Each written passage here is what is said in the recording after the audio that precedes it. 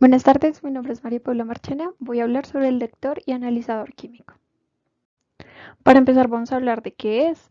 Es un dispositivo utilizado para realizar pruebas de diagnóstico en muestras biológicas como sangre, orina o fluidos corporales.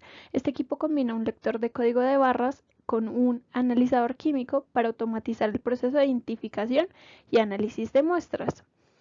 ¿Dónde se puede usar? Bueno, se puede usar en laboratorios clínicos para realizar pruebas de rutina y especializadas en muestras de pacientes, en consultorios médicos para realizar pruebas de diagnóstico rápido en el punto de atención, en hospitales para realizar pruebas de diagnóstico en pacientes que estén hospitalizados y en centros de investigación para realizar investigaciones sobre nuevas pruebas de diagnóstico. Este equipo se clasifica como una tecnología de diagnóstico, que esto se refiere a los procedimientos que se realizan fuera del cuerpo humano para obtener información sobre su estado de salud.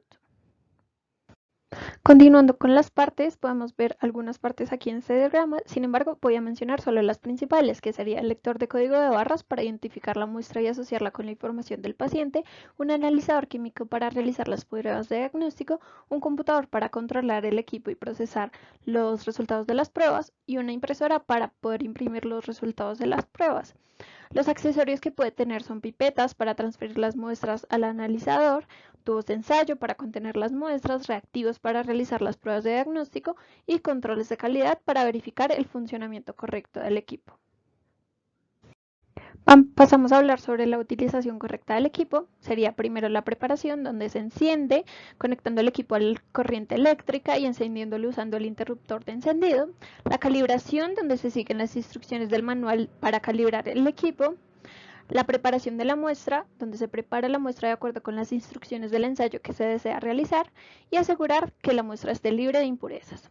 Luego el procedimiento, que sería la selección del ensayo, se le elige el ensayo que se desea realizar en el menú del equipo, se inserta la muestra, se coloca en el portamuestra siguiendo las instrucciones del manual, se inicia el análisis presionando el botón correspondiente o siguiendo las instrucciones de la pantalla y por último la interpretación de los resultados, que es que una vez se finaliza el análisis, el equipo muestra los resultados en pantalla y se interpretan los resultados de acuerdo con los valores de referencia establecidos para este ensayo. Continuamos con el funcionamiento del equipo, lo dividimos en 4 pasos. Para el primer paso, entonces, la muestra se introduce en el equipo, se procesa para eliminar impurezas y, en algunos casos, se diluye o se concentra para ajustarla a un rango de medición adecuado. Para el segundo, entonces la muestra se expone a una fuente de energía como luz, calor o un campo eléctrico o magnético y pues obviamente esta interacción provoca una respuesta específica, ya sea emisión de luz, generación de calor o un cambio en la conductividad eléctrica. Continuamos con el paso 3, donde la respuesta de la muestra se detecta y se mide mediante un sensor adecuado y después se convierte en una señal eléctrica que puede ser procesada por el equipo.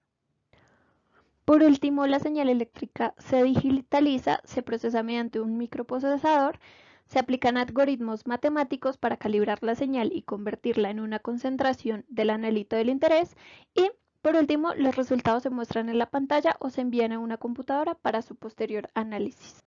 Continuamos con los principios físicos, químicos y matemáticos, empezando por la espectroscopía, que se basa en la interacción de la luz con la materia y al medir la cantidad de luz absorbida, reflejada o dispersada por una muestra, se puede obtener información sobre su composición química.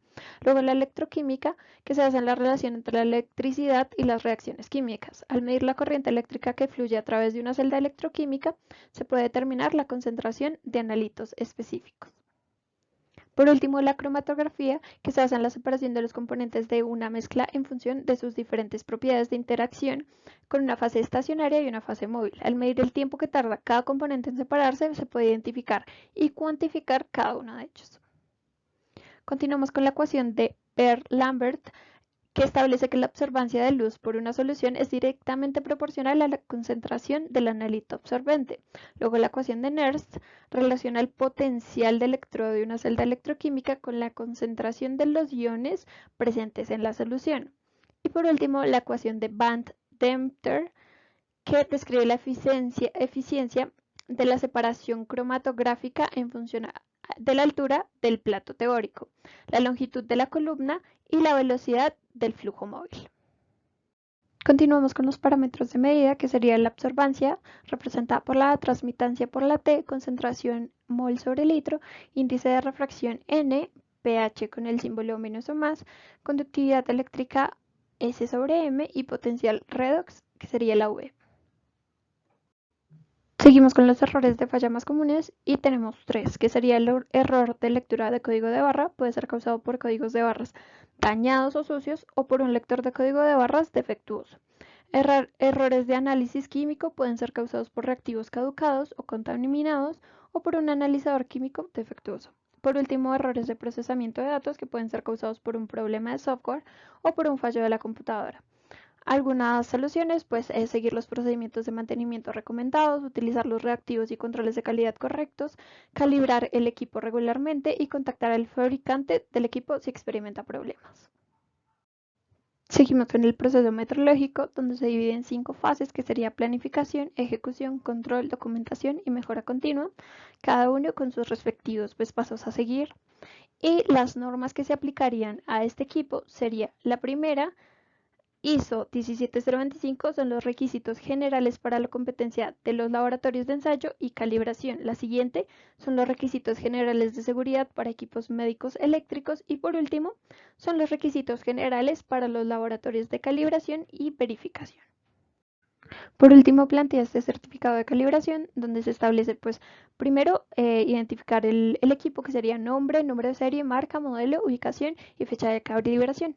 Se divide luego en las características del laboratorio, las condiciones del procedimiento, los resultados que se obtuvieron en la calibración, los criterios de aceptación, la conclusión y por último la firma del responsable de la calibración. Eso sería todo. Muchas gracias.